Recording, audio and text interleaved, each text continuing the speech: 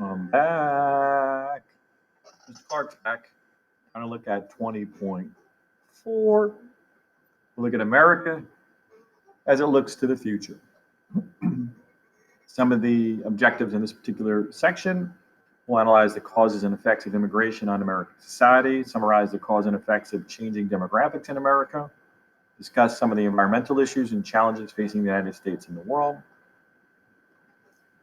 Then we'll look at some of the issues Americans are facing here in the 21st century.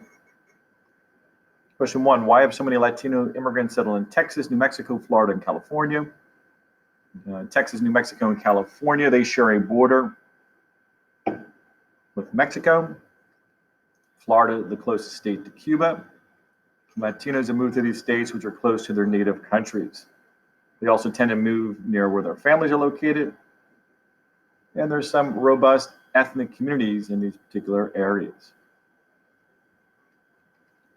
If you look at the map there,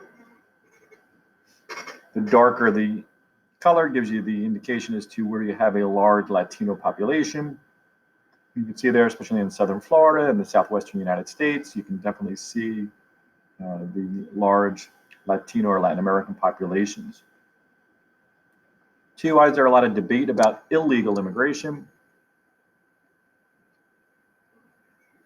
Some fear that illegal immigrants compete with American citizens for jobs, maybe taking advantage of social services without paying into perhaps the Treasury. In some cases, illegals do pay taxes, so that's kind of a misconception by some who oppose illegal immigration.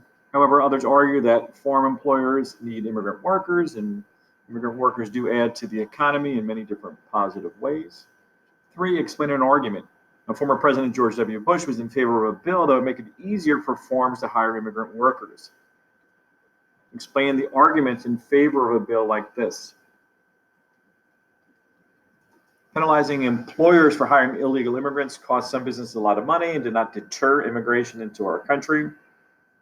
Bush wanted immigrants to continue to have the opportunities to serve in these positions or have these jobs. He wanted businesses to continue to hire the workers because the arrangement was mutually beneficial for the farmer, the larger farmers, as well as the farm workers, some of the more recent immigrants into the country. Question number 4, how has the average American family changed over the past 50 plus years? Many more households are now run by parents who work outside the home. Single-parent households have become more common, especially with the divorce rates around 50%. Many of these households are headed by women. More children are becoming born to unmarried parents, children being born out of wedlock, or to women who are not interested in getting married. 5, what factors have led to the underfunding of the United States social welfare system?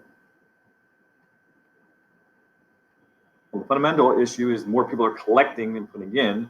So there's a large proportion of older Americans.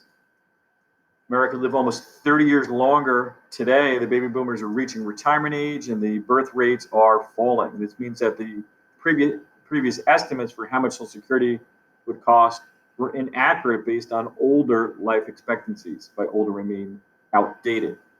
Back in the 1930s, if you were only going to live till age 68 on average, you might only be collecting your Social Security for a few years. Today, with life expectancy, into their 70s or into their 80s, and many people living well beyond that, obviously, you may be collecting Social Security for quite some time. Additionally, bills that raise taxes are widely unpopular, so the shortfalls in the Social Security system remain. 6, why is it difficult to get many nations to agree to uphold strict environmental regulations? Well, first of all, the bottom dollar, obviously it costs money to uphold and follow stricter regulations. The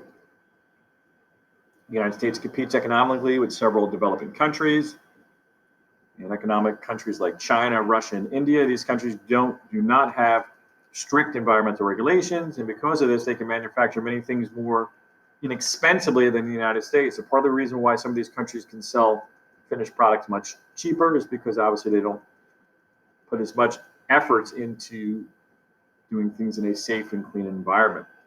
Some people also believe that if the United States passed more environmental regulations, it would just make this problem worse and cause more jobs to be shipped overseas. One of the bigger debates in recent history in regard to energy is the Keystone XL pipeline. When you look at the argument for the pipeline, we have a yes and no perspective here. Yes, the pipeline goes through Canada, which is a friendly neighbor. The pipeline can generate jobs and ensure a reliable oil supply, and it also may further reduce our dependency on foreign oil. Republicans in general tend to be in favor of the Keystone pipeline. The pipeline was getting built during the former Trump administration. The Biden administration came in 2021, and they immediately revoked that program. They're pulling all the permits and closing down any efforts to build the Keystone pipeline. So obviously, depending upon your own perspective, obviously you got a job and you lost it because of the pipeline project being shut down, or you're depending upon less expensive oil, and conversely adding on to gas. Obviously, gas prices impacted by the oil supply, so gas prices have less oil. Gas has less oil to kind of manufacture into gas, and then gas prices can go up too. Another reason why that you might be opposed to the Keystone pipeline is because of the damage to the environment and the risk of accidents and oil spills.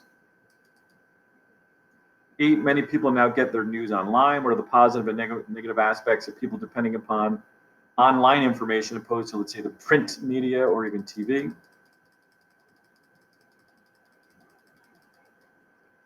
People are able to get their news quickly and learn what is happening as it happens in real time. News is communicated in many new ways. Negatives, the traditional media outlets are going out of business. They cannot fund as many expensive investigations. It can be difficult for people to sift through many news sources to figure out what is true. And we have today in the modern society the fake news culture, where a lot of people believe things that are reported in the news may or may not be true. At least they view it with some degree of skepticism. And as we've discussed multiple times throughout the year, it's always important to filter out the biases in any source that you go through. So that's a skill you as an individual at this point in time should have. 9, how was today's technological revolution similar to the Industrial Revolution of a century previous? Both revolutions caused periods of major disruption and change. However, both revolutions also helped to improve the lives of citizens in many different ways. 10, which trend do you think will affect America's economy most significantly? Immigration, technology, or an aging demographic? Cite some evidence to support your answer. Technology will change the face of the American economy. It will contribute to globalization and create new jobs while erasing old ones. It will also change people's everyday lives while contributing to advances in things like medicine, media, education, and politics. Not only is that the final question for our discussions today, but it'll also be the final question from the recorded lessons. Hopefully you enjoy both this lesson as well as the lessons throughout the year. And there will be no next time. So Mr. Clarke is out.